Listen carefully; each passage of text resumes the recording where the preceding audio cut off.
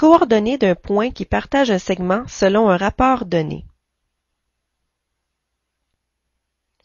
Dans cette capsule, nous allons voir comment calculer les coordonnées d'un point qui partage un segment de droite dans un rapport donné. Alors, par exemple, vous avez un segment de droite dans un plan cartésien. Vous connaissez les coordonnées des extrémités du segment.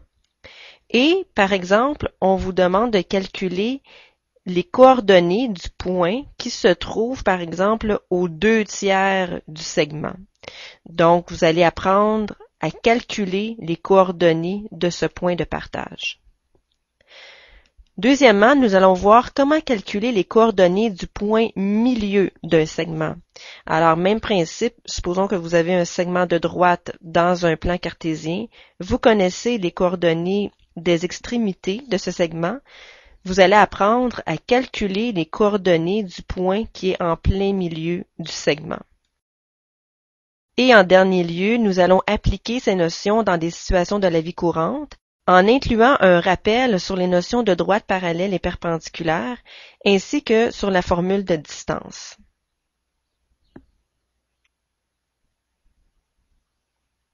Première section, le point de partage. Prenons le segment de droite AB suivant. Si on positionne le point P à cet endroit sur le segment, on se trouve à partager le segment en deux morceaux. Ceci est le premier morceau et ceci est le deuxième morceau du segment. Comment on décrit la position du point P sur le segment? Il y a deux façons de décrire la position du point P sur le segment. La première façon, c'est en déterminant le rapport de partage que l'on va définir tout de suite après. Et la deuxième façon, c'est en déterminant la fraction que représente la longueur du premier morceau par rapport à la longueur totale du segment. Nous avons donc deux façons de déterminer la position P sur le segment. Nous allons voir dans un premier temps la première façon en déterminant le rapport de partage. Alors, qu'est-ce que l'on entend par rapport de partage? Alors, supposons qu'une partie comme ceci mesure 1 cm. Le rapport de partage, bien, c'est un rapport, donc c'est une fraction qui est représentée par m sur n. Le m représente la longueur du premier morceau, qui est ici finalement la longueur de AP. Alors, la longueur du segment AP. Et le N représente la longueur du deuxième morceau, qui est ici la longueur de PB.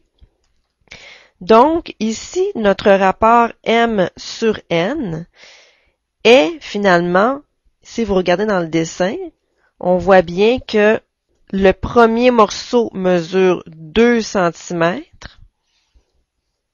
et le deuxième morceau mesure 1, 2, 3, 4, 5, 6 cm. Donc, M sur N, ici, est de 2 cm sur 6 cm.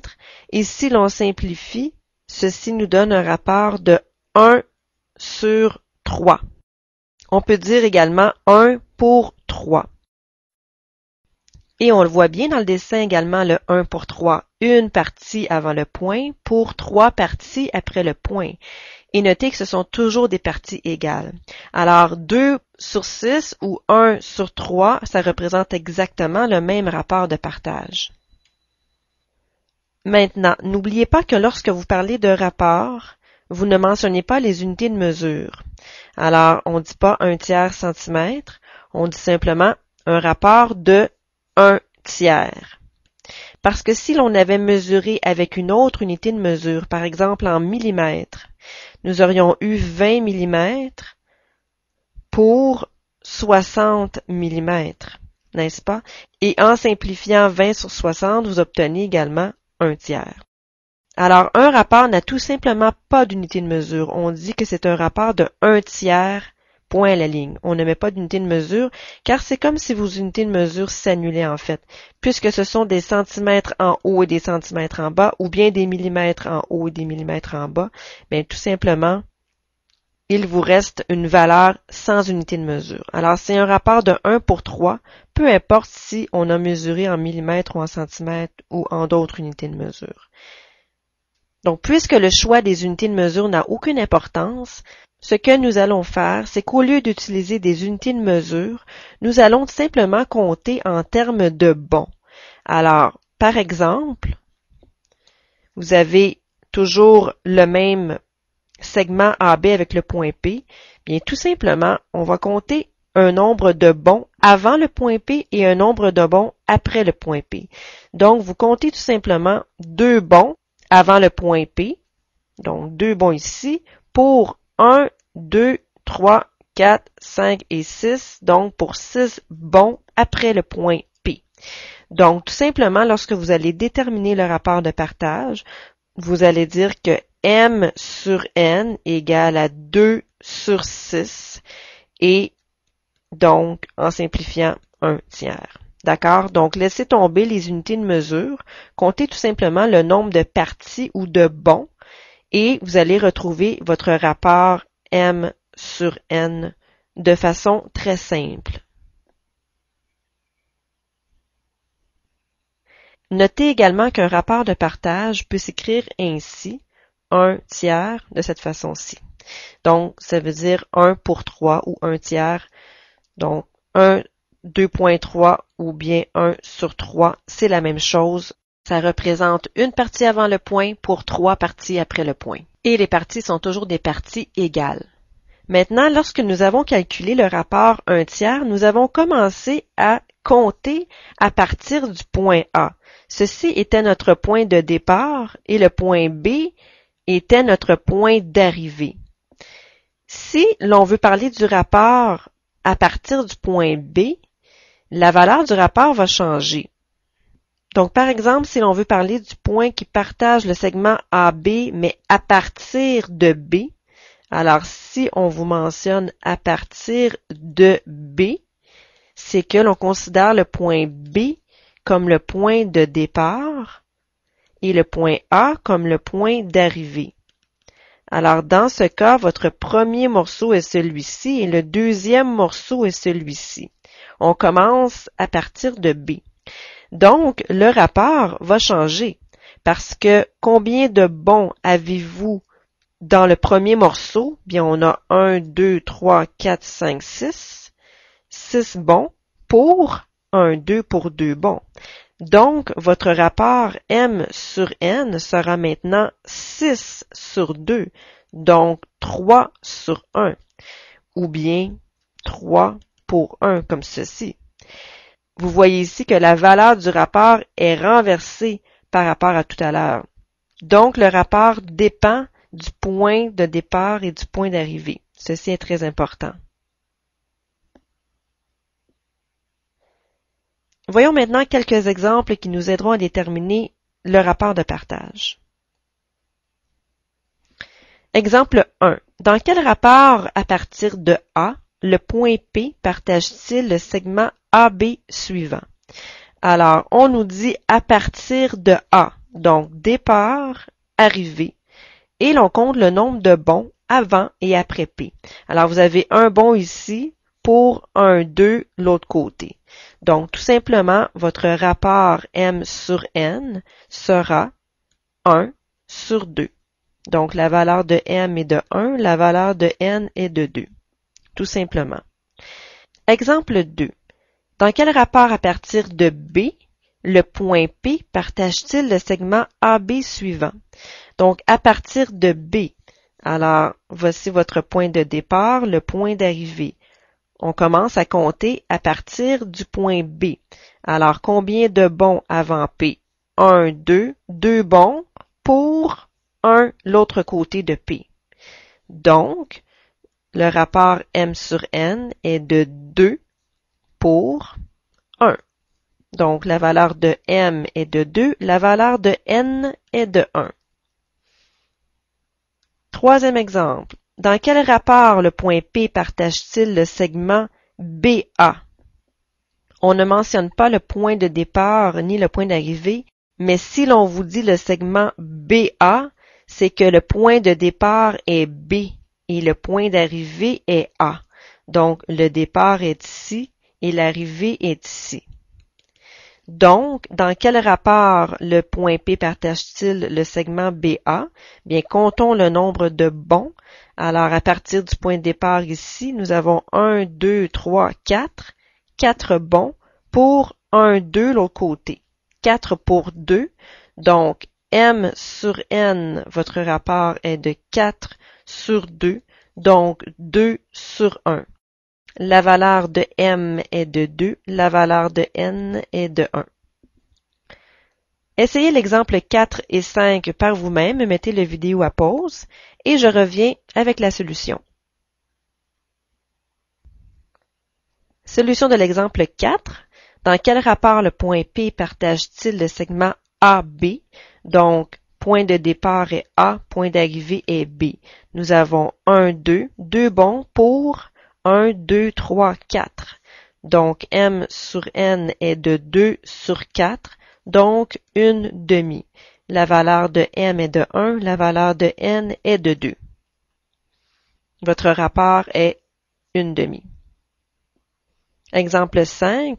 Dans quel rapport le point P partage-t-il le segment FE? Alors, si on dit FE, c'est que notre point de départ est le point F et notre point d'arrivée est le point E.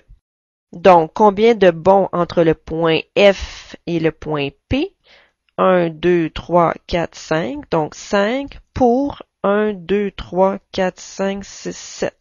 5 pour 7. Donc, le rapport M sur N est de 5 sur 7.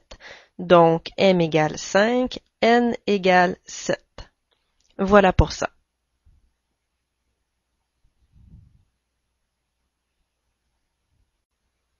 Maintenant que vous savez comment calculer un rapport M sur N, nous allons voir la formule qui va nous permettre de calculer les coordonnées du point, donc des coordonnées X et Y, selon le rapport M sur N donné. La formule est la suivante. La coordonnée en X du point qui va partager le segment sera N fois X1 plus M fois X2 sur N plus M, et Y sera donné par NY1 plus MY2 sur N plus M. Que représentent X1, Y1, X2 et Y2? X1 et Y1 sont les coordonnées de votre point de départ et X2, Y2 sont les coordonnées de votre point d'arrivée. Alors, c'est une formule appliquée tout simplement.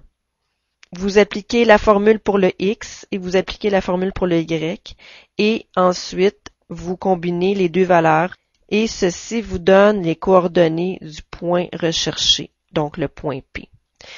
Regardons tout de suite un exemple. Nous allons laisser la formule comme ceci. Exemple 6. Le segment AB est partagé par le point P selon un rapport de 2 tiers. Les coordonnées des extrémités sont A, 5, 2 et B, 8, 6. Quelles sont les coordonnées de P?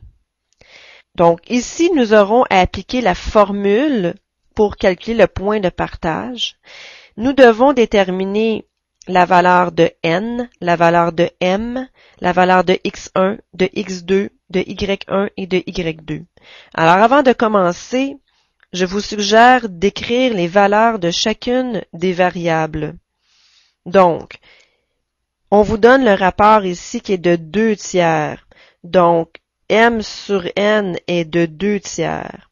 Donc, M égale à 2, N est égal à 3. Écrivez le détail des valeurs des variables. Le point de départ, on vous dit que c'est le segment AB. Et on ne vous mentionne pas ici à partir de A ou de B.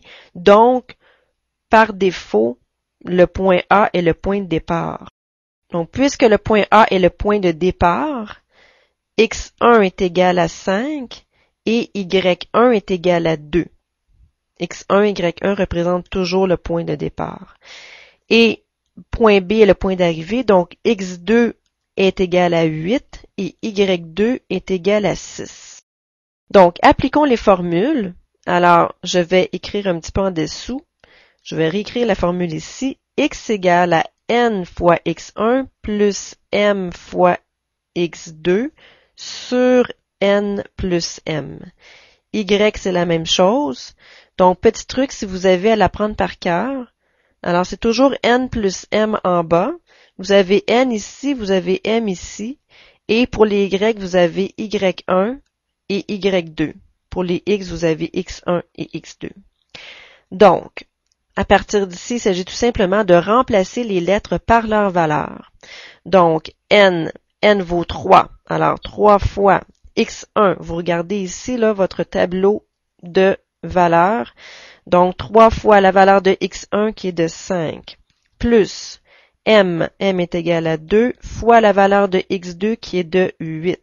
Tout ceci sur n plus m, donc 3 plus 2. Alors, ceci sera la coordonnée en x.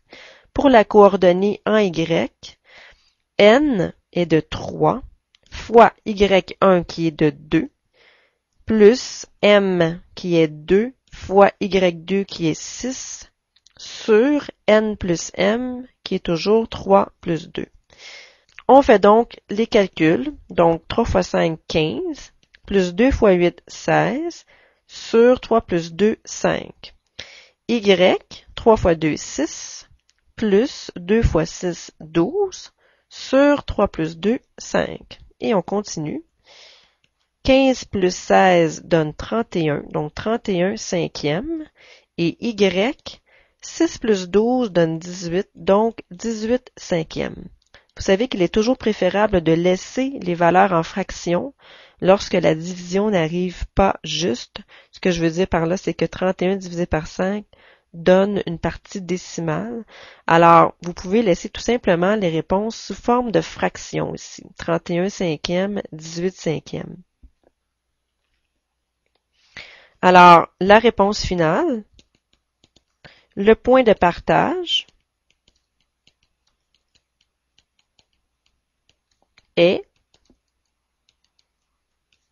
31 cinquièmes, 18 cinquièmes. Alors, ce sont les coordonnées x et y du point qui partage le segment dans le rapport qui était donné, donc un rapport de 2 pour 3.